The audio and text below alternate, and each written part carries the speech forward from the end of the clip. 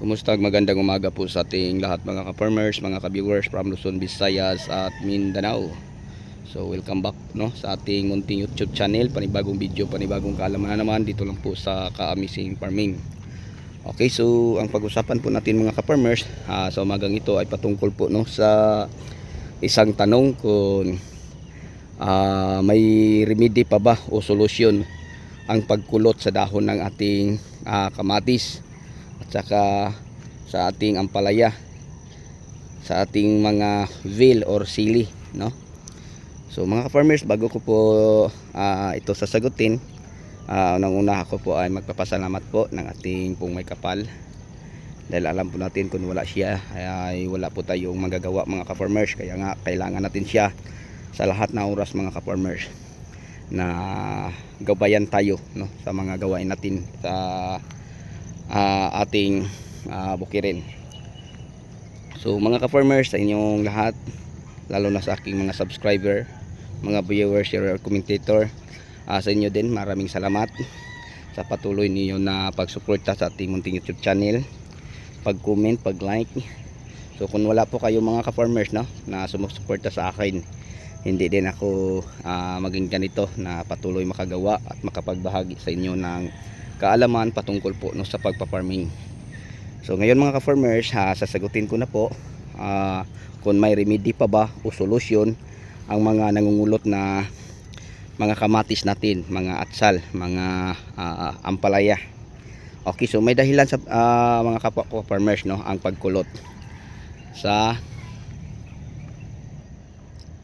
So may dalawang dahilan mga ka-farmers ang pagkulot sa ating ampalaya, ang pagkulot sa ating kamatis at saka sa ating talong or sili. Okay, kung inaatake siya mga ka-farmers ng mga tinatawag nating chewing and sucking insect, so mga ka-farmers, hindi may iwasan na ang mga sa ating kamatis ay mangungulot. Dahilan po ito sa damage ng pag-atake sa mga brood mites, thrips, mga spider mites, mga whitefly, mga aphids. So sila din ang unang sanhi sa pagkulot. Pag halimbawa hindi sila maproteksyonan mga ka-farmers, share ko lang po sa inyo ng mga insecticide na para sa mga chewing and sucking insect. Ano po sila? Tulad na lang po ng mga binibia, maganda din siya, exalt, patitso. Okay, so yung mga para sa whitefly, mga oberon, perfectayon, mga alika, okay, si fina. Pag hindi natin maproteksyonan mga ka-farmers, sasaluin siya. Ang tawag ay virus na. Okay, so bago nagka-virus mga ka-farmers ang ating mga tanim, una ay inaatake na po siya ng mga feasting insekto. So pag hindi natin sila ma-minimize o makontrol mga ka-farmers gamit ang mga insecticide para pang-control sa kanila, ayan mga ka-farmers, ang ating mga talbos ng mga ampalaya ay mangungulot, talbos ng mga kamatis ay mangungulot, So kawawa ang ating tanim, at lalo nang kawawa tayong nagtatanim kung hindi natin sila proteksyonan laban po sa mga mapinsalang insekto na nagdadala ng virus sa ating mga pananim na ampalaya, yung pamamarako, yung pananim natin ng talong, yung tinawag nating yellow mosaic disease, at saka sa veal, yung yellow mosaic disease din, at saka sa ating kamatis. So kawawa mga ka-farmers, hindi ang ating tanim, pati tayong tatanim. Okay, so paano natin masolusyonan mga ka-farmers pag halimbawa ay matatamaan na po ng pagkulot o pag-virus ang ating may remedy pa ba? Yes, may remedy. So una, mag-spray ka ng mga insecticide na para sa chewing and sucking insect mga ka-farmers. Pangalawa, follow up ka. So ano ang mga produkto na para sa virus o pang antivirus? So yung Bio Agronica Plus mga ka-farmers, isa na din siya na magandang gamitin pang antivirus. Pangalawa mga ka-farmers, atal. Ang atal mga ka-farmers, ano po siya, halimbawa ay nakapasok na o ang virus lala na, may remedy pa ba? Yes, basta masunod mo lang mga ka-farmers ang tamang management sa pag control para mapigilan ang pagdami. So Ang solusyon dyan mga ka-farmers, no? Share ko lang sa inyo, bago natin i-apply ang atal, virus transmitted, ibig sabihin mga ka-farmers, na pag halimbawa ay nagka-virus na, may solusyon po pala, no? Kasi pagalingin ang ating tanim, no, galing sa virus. Pero may gagawin ta, mag-spray muna tayo ng mga synthetic na mga insecticide para sa mga sewing and sucking insect. Kasi pag nandun silang mga ka-farmers, magtera ka, useless lang. Kaya nga alamin natin mga ka-farmers ang mga proseso kung paano natin gawin. So yun ang may share ko at may bahagi sa inyo na mag-spray pala ng mga binibya, no? Mga Exalt, mga Oberon bago natin i-spray ang atal. Kasi ang atal mga ka-farmers ay herbal po siya na may kakayahan, no, na magpagaling sa kahit anong uring virus na umatake sa inyong talong. Yung yellow mosaic disease sa inyong kamatis, sa inyong mga sili or bell pepper o sa ampalaya, yung pamamarako. So may kakayahan siya pati sa kalabasa mga ka-farmers. Kaya nga mga ka-farmers, mga ka-viewers, na-share ko po sa inyo at ibahagi sa inyo dahil kita ko po, no, ang magandang performance sa produkto na yon. Baka sabihin niyo mga ka-farmers na binabayaran ako para mag-promote, no, sa atal. Hindi po. Kung ano man ang mga magandang produkto na nasubukan ko, yun lang po ang pwede kong i-share at ibahagi sa inyo para makakatulong ako, no, sa inyong lahat na mga kaibigan kong mga farmers, mga subscriber ko sa simpleng pamamaraan. So kung ano man ang mga natutunan ko sa aking pagpa-farming na nakapabago sa aking buhay, kasi sa pagpa-farming mga ka-farmers, dini ako nakabili ng lupa, nakapagpatayo ng sariling bahay, at saka nakabili ng mga sasakyan. Ako po ay galing lang po, no, sa maliliit na pamilya. Mahirap lang mga ka-farmers, kung hindi ko makayod, hindi makakain. So yun po, pero sa awa ng Diyos mga ka-farmers, biniyayahan niya palagi at bless po tayo palagi sa ating mga tanim. Nakakaani ng marami, kahit mura, nakakaipon din ng konti. So nakabili ng lupa, then nakapagpatayo ng sariling bahay. And then nakapagpaaral patuloy sa aking mga 3 anak, no? So yun po mga ka-farmers, na sa pagpa-farming may pera, lalo na mga ka-farmers kung maganda ang ating ani tapos marami, and then may magandang presyo, malaki ang kitaan mga ka-farmers. Kaya nga sa lahat, no, na gustong subukan ang talong farming, ampalaya, kamatis o bell pepper o sili o ano pa mga ka-farmers, share ko lang sa inyo, pag maganda lang ang presyo, magandang kitaan din do.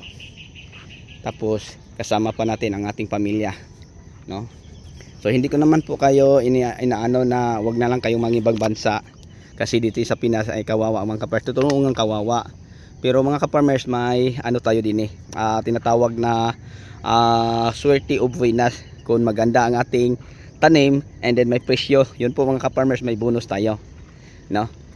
Kasi sa pagpa-farming, halimbawa may 1 hektarya ka, talungan, ang harvest mo 2 beses sa isang linggo. Example lang mga ka-farmers, para may idea at may basihan kayo. Share ko lang po sa inyo, 2 beses ka mag-harvest sa isang linggo. Pag ganito ng edad, 1 hektarya, kaya to mag-harvest, no, ng 2,500 hanggang 3,500, no, kilos. 2,500 kilos hanggang 3,500 kilos sa isang harvest lang, tapos 2 beses sa isang linggo. Kung sasabihin natin mga ka-farmers, sa isang linggo makakuha ka lang ng 1,500 at saka 2,500, 4,000 kilos. 4,000 kilos kung tag 20, magkano na mga ka-farmers? 80,000. Isang linggo lang may 80,000 ka. Sa isang buwan magkano na? 360,000. Pag mangibang bansa ka, magkano lang? Kano halimbawa Taiwan ka, nasa 80 plus lang, no? Kasama sa overtime. Maganda kung nasa Australia ka, saka sa New Zealand. So ito mga ka-farmers, tuloy-tuloy din. Tapos kung halimbawa ay antanim mo ay talong, meron ka pang kamatis, tumama din sa magandang presyo, no? So alam niyo mga ka-farmers, share ko lang po din sa inyo sa ating video ngayon. Din 2 beses na akong nakatama, no, sa 2 taon ko. Mag 2 taon pa ako sa May, nung time ako lumipat din sa Batangas, no. Pero naabotan ko sa 2 beses yung magandang presyo. So sa 3 deliver ko lang mga ka-farmers, sa loob ng isang linggo, 3 deliver lang, malapit mag 1 million sa isang linggo lang. So sa 2 linggo mga ka-farmers, no, apat na harvest, naka 1.3 sa apat lang na harvestan. So yan, may bonus. Madali lang mga ka-farmers. So kung iisipin mo, pag mga ibang bansa ka, hindi ka makakaipon ng ganyan ka laking pera, no? So hindi mo yung masubukan. So ang lawang at lawak po ng ating taniman nasa 2.5 lang. Ang tumama ay nasa mga kalahati lang. So 1/4 lang mga ka-farmers, no? Ito lang yung ang talong na to. Yung talong na to, yung pagkatapos sa bagyong Yuan, share ko lang po sa inyo. Nagpitas po ito ng 1,000 to 1,004 kilos. Ang kilo 160 to 170. Imagine 1,000 to 1,004. And then yung ampalaya natin, nagpitas din ng 1,500, no, hanggang doon, dalawang area. 1,500, 1,700, dalawang bisis sa isang linggo. Ito dalawang bisis sa isang linggo. So yon, sa tatlong deliver ko mga ka-farmers, nakapa 1.3 ako. Bawas sa gasto na, bawas sa charge sa pag-harvest at saka pag-deliver. So yun po mga ka-farmers ang kagandahan sa farming, may bonus po siya. Pero pag ganito ngayon, may upload video ako na pang survive lang sa crisis ng panahon at saka sa init ng panahon. Kasi sobrang mahal ang imports, mahal ang transportation. Pero pag may sasakyan ta, okay lang, di silang ano. So lahat mga ka-farmers tumataas. Pag ang presyo ay bumaba pa sa 30, parang lugi na. Pero pag nag-30 mga ka-farmers, ibig sabihin sa mga inputs ngayon, ma-break pa natin mga ka-farmers. Ibig sabihin, kaya pa nating matustusan ang mga pangailangan sa farm, pakain sa tao at saka sahod. Pero pag halimbawa nasa 20 na, parang lugi na. Pero pag 25 tabla ka, pag 30 may kunti kang tubo, no? So yun po mga ka-farmers ang may share ko sa inyo at may bahagi sa umagang ito. Hanggang dito na lang po siguro tayo. Maraming salamat. Sana po sa nagtatanong sa atin patungkol po sa may solusyon pa ba ang pagkulot sa dahon ng ating kamatis, sa talong, ampalaya, sa sili at iba pa. Ang sagot ko, yes, meron. Magtira lang muna una ng mga insecticide kasi ang sanhi sa pagkulot ng mga talbos sa ating mga kamatis, talbos ng ating talong o ampalaya ay pisting insekto. Bago nagka-virus, inaatake muna. Tapos pag hindi natin ma-control sila, yan, sasaluin ng virus and then kumalat na. Kasi kung ang whitefly ay nandun palagi sa taniman mo, siya ang carrier sa pagkalat ng pamamarako or yellow mosaic disease sa talong mo. So yun po no mga ka-farmers, sana po nasiran natin. So insecticide muna ng mga synthetic ang ititera, follow up sa Oberon na organic, no, produkto sa Bayer, bago ang herbal na atal virus transmitted produkto po sa India. Yun lang po siguro mga ka-farmers. Hanggang dito na lang. Maraming salamat po muli sa inyong pagsama. Ako na po may paalam. Bye bye and God bless. Happy watching. See you next vlog. Thank you.